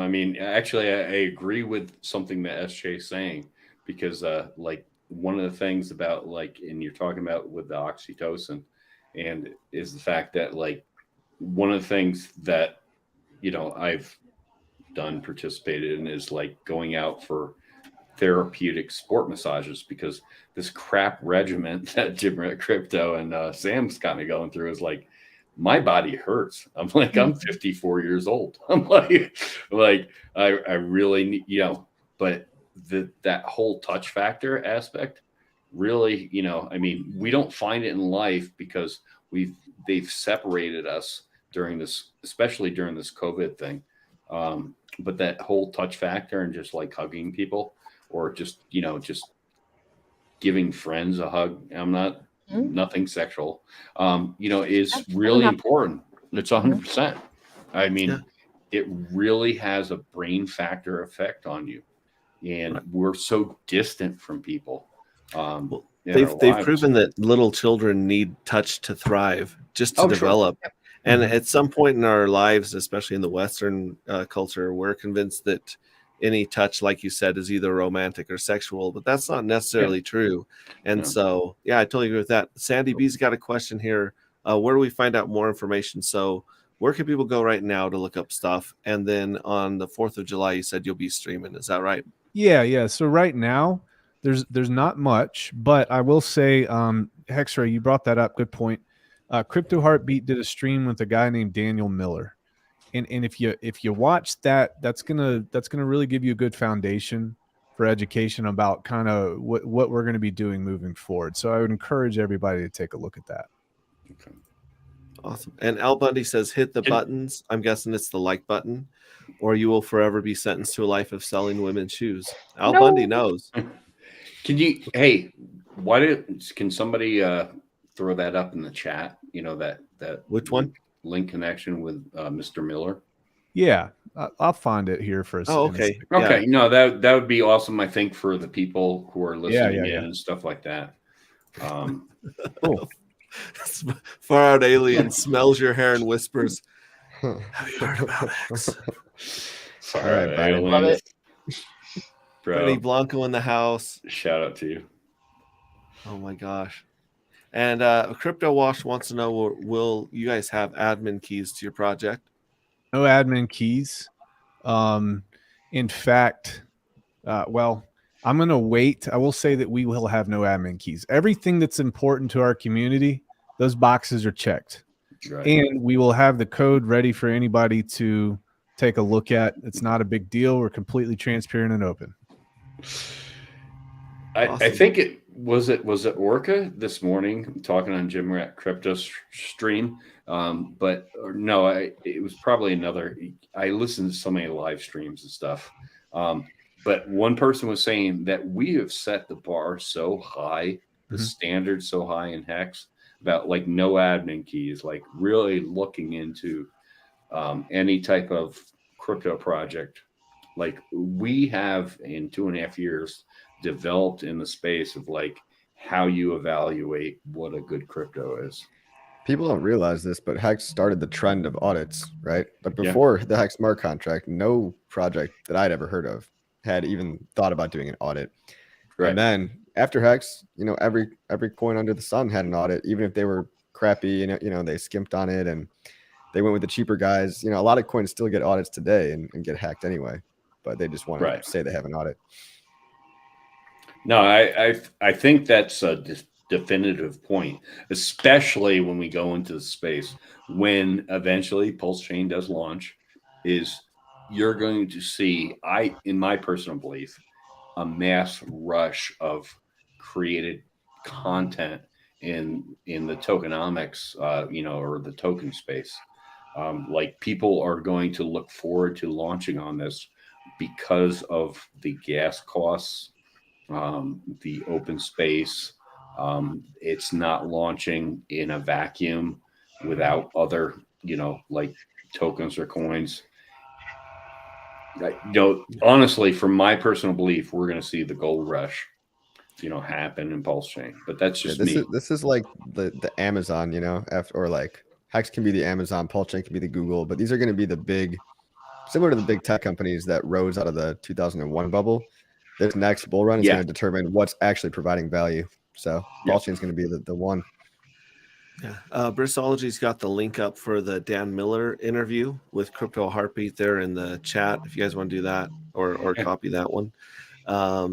Thanks. And let's see here. Also, I was going to say, before Hex, there were almost very, very few finished codes written in crypto.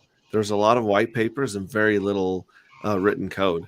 And then, like you guys pointed out, the audits were something that, that's a crazy concept, right? Finishing what you started before asking for money. Crazy. Well, I remember there was a long time ago, Bitcoin Core was asking for donations to audit Bitcoin's code. And I don't know if that even ever happened. I know they raised a lot of money and received a lot of Bitcoin, but I haven't heard anything back on just auditing Bitcoin's code. And Bitcoin is, it's the granddaddy, right? It's the intranet, so to speak, of what we've been, what started this whole thing. So, and will people be able to hold their own keys in this project? Yes. Yeah, here's the thing. If we did anything other than the teachings of Richard Hart in this community, we'd be chewed up and spit out. Right. So we understand what's going on, and we really focused on creating a project that tailored towards those types of things. So yes, you'll be able to hold your own keys. Awesome. Camera guy says Pulse and Hexkins will bring the party to the party. It's clever. And Ryan says this is an opportunity came to Rags Crypto Heartbeat because of their dedication to the Hex community. Don't underestimate the loyalty to the core asset. I agree with that. I believe it was either Rags to Riches or Coffee that said watch people's consistency, because we're gonna be in another bull market, right? We're gonna get in another crazy FOMO ramp, probably around the same time that Pulse Chain launches, or when the next halving is for Bitcoin, right?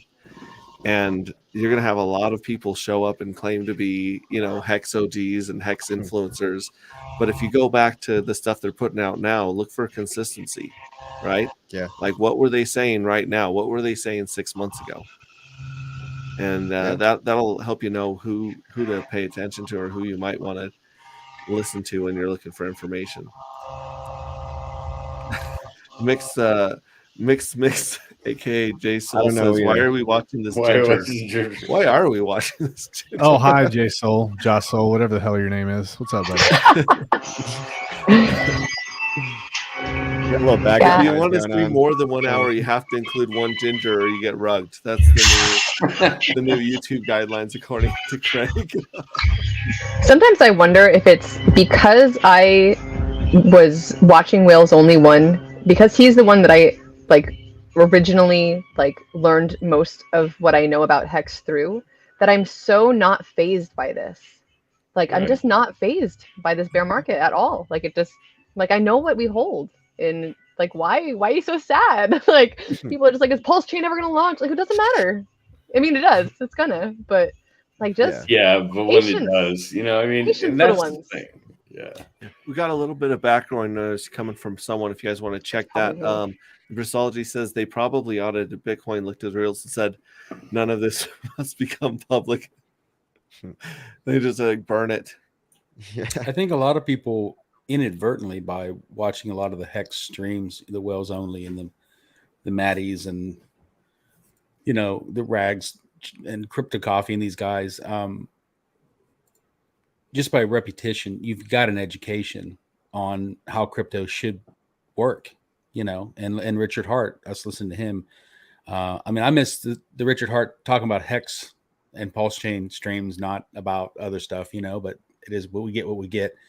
But a lot of the regulars that have been watching these streams for a long time, you've absorbed that education, and it's more about what crypto should be than the average person in the crypto universe, just because you're a Hexican. And maybe too, that's what it is. It's not necessarily who I was watching, but the fact that I did my own research. I spent the time. I spent out hundreds of hours listening. Yeah, because to give you an example, I came up through the 2016, 2017 aspect, especially at 2017 run up, when all the Furus, all the YouTubers were out there. I mean, I could name them by name. I won't, because it's not worth it. But I wasn't phased. So hearing different things, and I made my own decisions. And that's the most important thing. It doesn't matter what I say or anybody else on this channel. Do your own research. If you're not willing to put in the time and the effort, you're just gonna follow, oh, this is the most popular coin. This is everybody's speaking about it. I'm gonna be there. And then if you get wrecked, then you want to go back and blame those other people. And if I do something like that, I'm blame myself. That's, I think, the biggest thing with Hex for me personally was the fact that I've been doing my research long before it launched. Even things that you know, I'm a big fan of Maxi, you know, and like what Gold Key and Dip Catcher talk about and stuff like that. Like, I am asking the questions. I am driving my own voice into the conversation because I want to understand it. And I don't want to just be like, oh, yay, you know, team base, that type of stuff came out.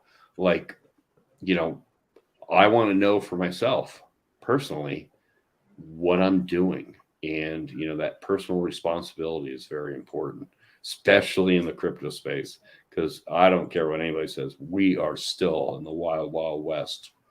And trust me, I'm in Montana.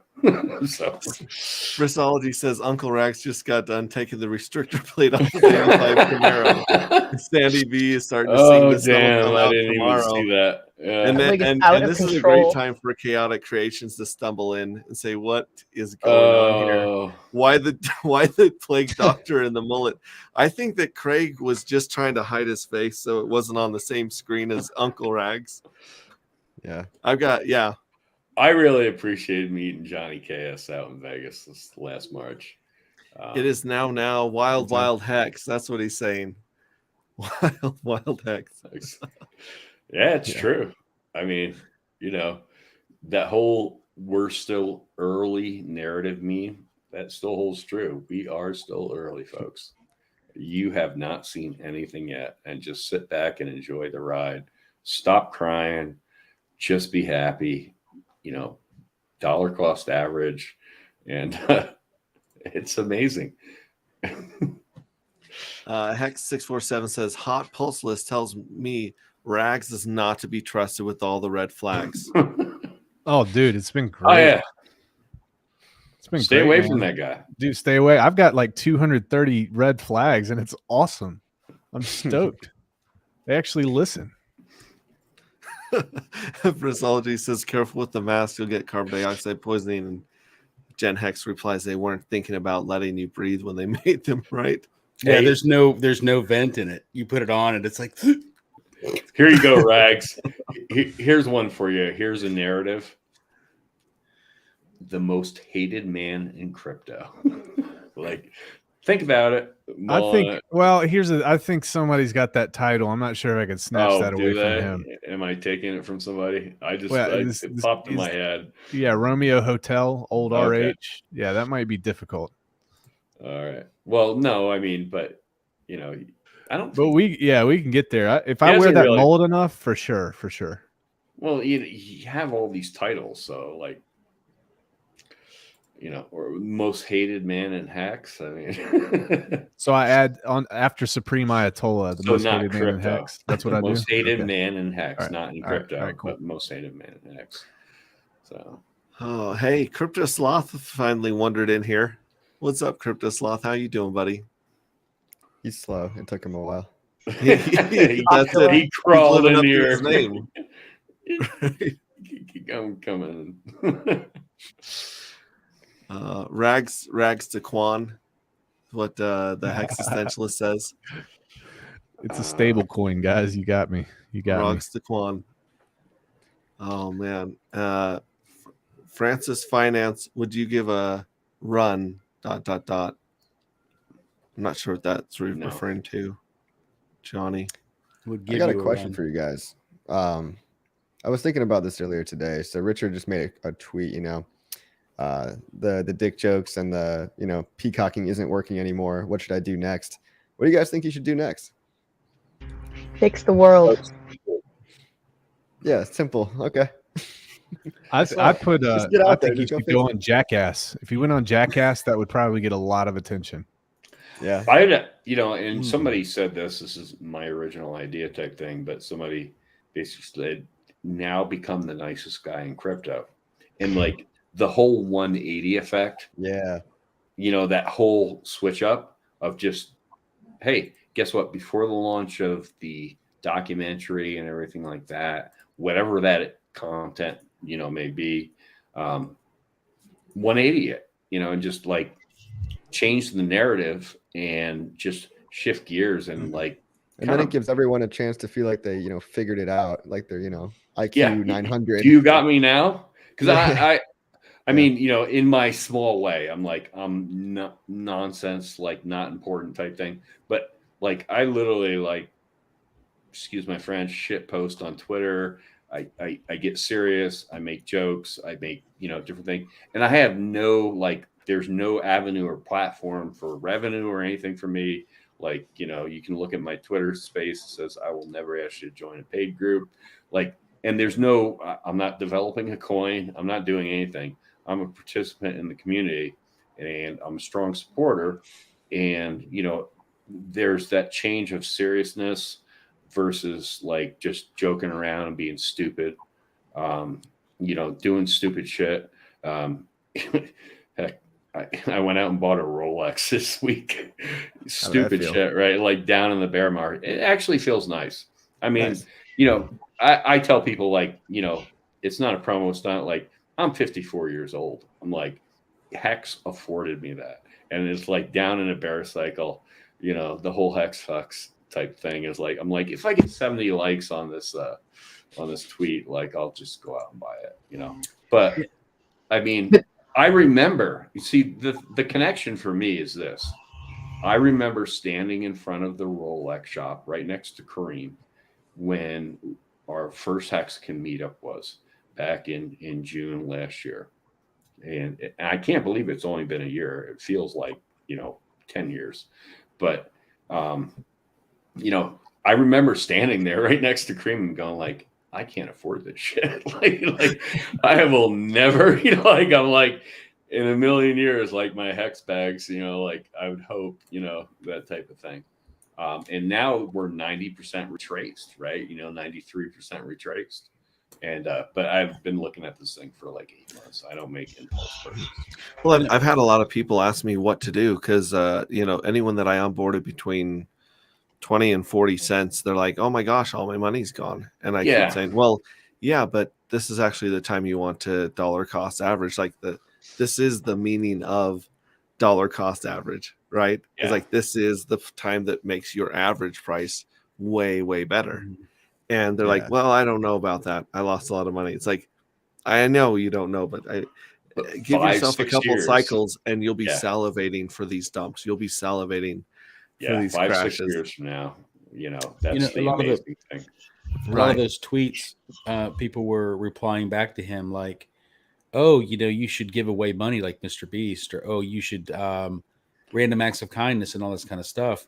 The thing is, number one, if you know Richard, you've ever listened to him, he doesn't like to give away money.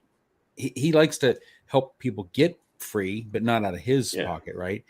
And the other thing is, unfortunately, this outrage marketing stuff, unfortunately, the time we live in, people are entertained in drama and toxic content. Unfortunately, I know a friend of mine that was doing a developer channel. We talked about this before, I think, but he had a channel where he was helping people like polish up their resume and their portfolio to get like coding jobs, developer jobs.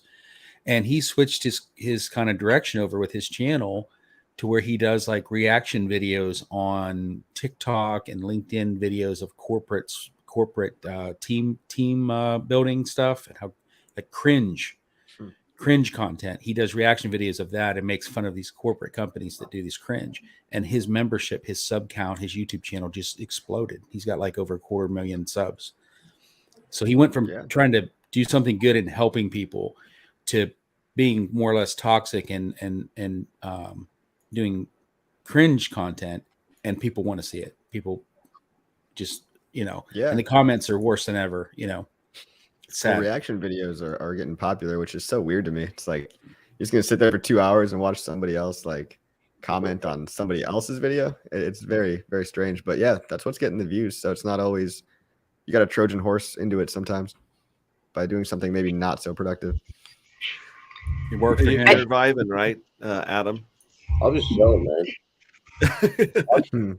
People thought that your camera froze half an hour ago and you're just soaking it all in. He was on the stream yesterday. He's still on there. He's still there.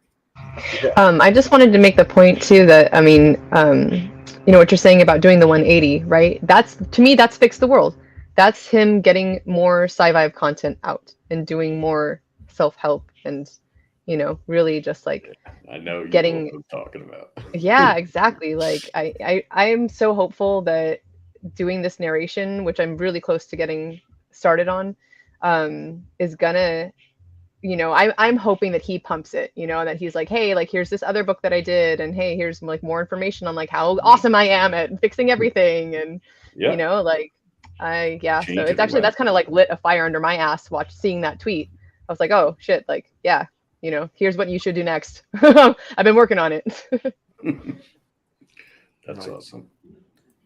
Yeah, and I think a lot of people are going to find streams like SJ's. A lot of people are going to run into Rags streams that are interested in political issues and the news, you know, and then they're going to find people might run into my stream while they're trying to plan their vacation to Cape May or something like that, right? It might just hit the right Google search word, and then in the background they see Hex or they hear Hex, you know, and they learn about Richard Hart through SJ looking for a way to like stick to a diet, right? You know, there's 100 different ways to attack this, and I think that I really like what Rags and Heartbeat are doing by going and onboarding a community that probably has very little interest in crypto, but until they find a use for it, right? So I think that Richard Hart could also just reach out to, you know, the longevity or health community and do stuff that bring in a bunch of people that don't know anything in something that he's already passionate about. That's one thing he could do, right? Fiber is a really good egg, y'all. You got a fan in here. I saw that little thing that popped up there, like Richard Hart offered somebody like $29.99 or something like to get a Hex tattoo. I think maybe that's what I need to do before I come out to Vegas. I don't have a Hex tattoo. I think Marcavelli's trying to say there's more than one way to shave a beaver. Yes, Mango. Jesus. Oh, they're getting restless. They're getting restless. We're coming up on about 2 hours now. Wow. If you guys will indulge me one more time, like I said, I got the down at the bottom of the screen. You can get one of these 3D paintings and help out Crypto Gifts _en. You can DM them, or you can go to taplink.cc to get some really customized, really cool, one of a kind art. And I want to shout out and say thanks again to 369 Magruder for sending me that awesome gift. That's really cool. So, and let's have you guys go ahead and chill what you guys are into this week and where people can find you, starting with coffee and going down. What you got going on, coffee, and where can people follow you and learn more of your stuff? Crypto Coffee 369 on everything, Twitter, YouTube, and Telegram mostly. And guys, so I've got some merch. I got some merch. If you go to my YouTube channel, check the description below. We've got mugs and hats. We've got the old course is still for sale. The V2 course is coming up whenever Pulse Chain launches, any day now. And I actually just put another link in my video descriptions. If you want to start streaming, if you've been thinking about creating content, I highly recommend it. Changed my life, could change yours. I've got a whole list of Amazon links that you can go look at to see, you know, what I use for my setup and just how to get started. So they're Amazon affiliate links. Obviously, I'll get a cut, but check out that in the description of my videos. Also, I'm going to paste it into the chat if anybody wants to buy some mics or, you know, cameras, whatever. That's it. Awesome. Check all of that out. Adam, where can people follow you? Viber live stream on YouTube, and Lindsay the Hexagon, she's also doing a lot with women in crypto. So we're going to be doing a party out in Vegas for Pulse Chain. There'll be more coming about that for the ladies, for the Thunder Down Under, whatever one of the shows are. So that should be really exciting. And then she's got an interview with Melissa from NFT.com and Immutable Holdings tomorrow. And then I'm going to be bringing a Cardano marketing employee who works out of Hungary and just kind of pick his brain a little bit and see what's going on in some other communities and bridge the gaps, because we were down in New York City this past week at the NFT meetup, and no one knew about Pulse Chain. No one knew what really Hex was. I'd say 1 out of 100 people. And this was like, whales in Ethereum, a lot of VC money, startups. So, we got a lot of work to do in getting out there and getting Pulse, in front of new people. So like you guys were saying, tagging new things, anything we can to get new eyes is going to be huge. So it was eye-opening this week, seeing how many people did not know, where we, what we are and what we're about to do. Awesome. Thanks for representing. Yeah, and thanks for reaching out. SJ, you're still now. You have you finished Sci-Vive completely? Or are you still finishing that one? So that one's finished, and you're getting ready to start on how to fix the world. Yeah. Is that the next project? Yeah, Fix the World is much shorter than Sci-Vive. It's as long as one of the longer chapters of Sci-Vive, but it's more like where Sci-Vive is more self-help, Fix the World is a lot of how to fix the government and our education system and things like that. And is the Wednesday stream you did today, is that going to be a weekly thing or? So I kind of alternate now between doing Woman Crush Wednesday, where I try to uplift a different woman within the crypto community, and the Wellness Wednesdays. Just kind of depends on my mood and what's going on. But yeah, I that's the second Wellness Wednesday I've done. And I think I'm going to do those maybe a little more often. But also Sundays, I do Sci-Vive Sunday. And that also will usually focus on some kind of self-help or some positivity related something. But yeah, you can find me at AWildSJ on Twitter and YouTube. And I'm also going to start doing a lot more content on my Patreon. I love to write. So I'm going to do a little bit more blogging more often, just kind of about life and stuff and what it's like living through a bear market in the Hex world here in Hexaco. Awesome. And Hex Deck 16, where are you usually hanging out at? People get to know you and talk to you. You guys find me on Twitter. I'm at HexDeck16. I've been at HexDeck16 since 1995 or 96, long before Hex. But my biggest thing is I do have something attached to my name now. It's called the Prosperity Project. And I did create a separate Twitter feed from that. And for anybody who's following, well, thank you. You're probably like one of the 4. But if anybody would go to my Twitter feed and give me a follow, I'd appreciate it. My whole goal and content behind the Prosperity Project is to show people using a book source that I used long before crypto, which is called The Richest Man in Babylon. And it was the first iteration of what I call the Loose Change Project. Is actually how I literally took loose change and became a multimillionaire in Hex by collecting loose change out of vehicles as an automotive detailer over the past number of years. So my whole goal through this is to show people how they can basically dollar cost average out of 10% of their income and pay themselves first, and using that book. And so if anybody hasn't seen any posts recently, it's not because we're not dollar cost averaging. It's because, I'm waiting for the market price to come to the price that we want to purchase in. But I literally set up an account and I post it, and I'll be posting it live on a monthly basis, that type of thing.